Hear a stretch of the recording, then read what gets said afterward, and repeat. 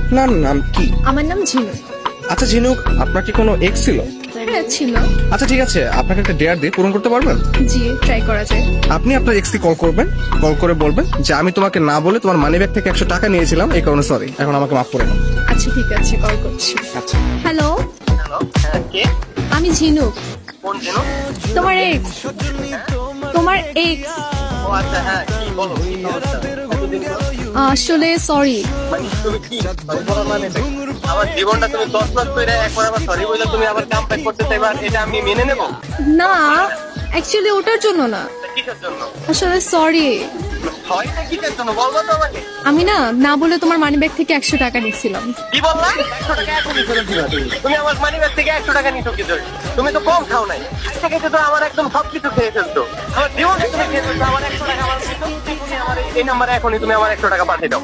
Actually এখন তো আমার কাছে নেই, আমার কাছে টাকা আছে তখন এখন আমি না দিয়ে দেব। থাকলে তুমি কোন জায়গা থেকে আনবা আমি জানি না, কিন্তু তুমি আমার এখনই 100 টাকা আমার এখনই পাঠাই দাও। এই ফোন রাখতো, তুই যে এত ছ্যাঁচড়া আমি তো সেটা জানতাম না। ফোন রাখ ফোন। আপনি আসেন কেন? আপনার তো গার্লফ্রেন্ড নাই, এত সুন্দর এক্সও নাই।